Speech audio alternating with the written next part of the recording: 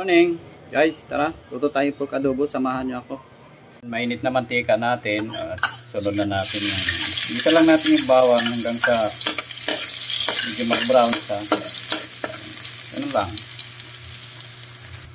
Sibuyas naman guys, lagay na natin, luto na yan eh. Pero dapat, minsan din ako naglalagay ng ano nito eh, ng sibuyas eh, pag adobo, pag pork. Pero nakiuso na rin, lagay na rin natin. Pero lalagay din ako ng ano guys, ng luya. Pero konti lang, pang tanggal ng lansa lang ng ano, adobo, ng pork.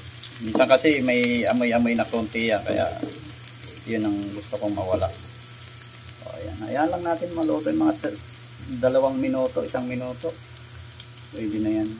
So, lagay na natin, gisa na natin yung ating karne. Lutuin lang natin. Yan lang.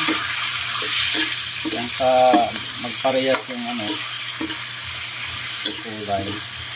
Pag nag-ibang kulay nito guys, medyo nagda-dark na. Ayan o, nag-iiba na yung kulay. Isa lang natin yung sa mag-ibang kulay. Pwede natin lagay yung toyo at saka ano, suka. Pero pansamantala, lutuin muna natin ng konting minuto lang.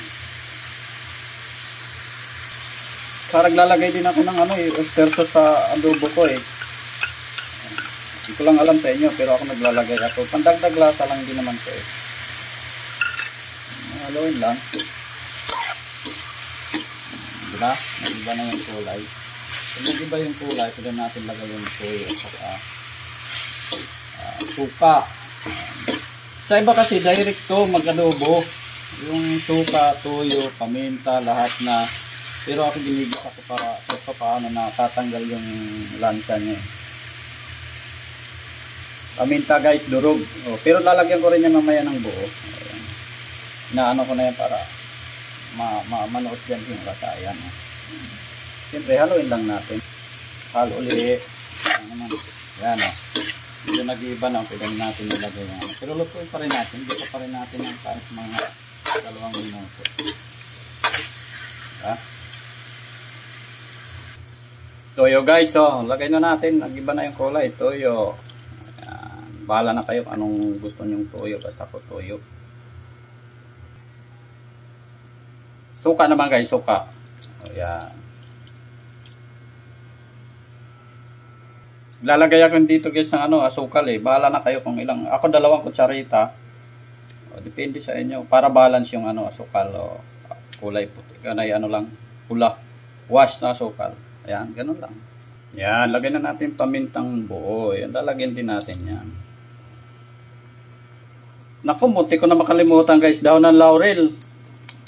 Huwag din masyado madami kasi papait to. Yan, takpan lang natin yan hanggang sa kumulo para yung ano, sabi ng matatanda, huwag daw haluin pag may bagong lagay yung suka. Yan natin. Yan, haluin lang natin para siyempre pantay yung luto ng ano. Tapos maya maya pwede na natin ito lagyan ng tubig para pakuluin natin yung mga. Ako gusto ko yung pork guys malambot. Inaano ko to, inaadobo ko to ng 1 oras. Kasi kahit gaano kasarap ang adobo natin pag matigas, wala ring ano yan, wala ring silbi yan.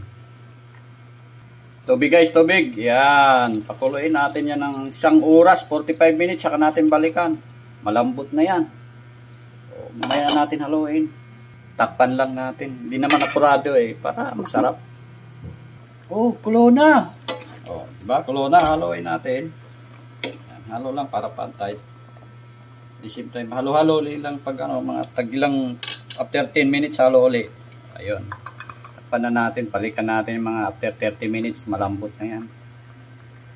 So, tingnan nyo, after ng 25 minutes na pagpapakulo, lumit na siya.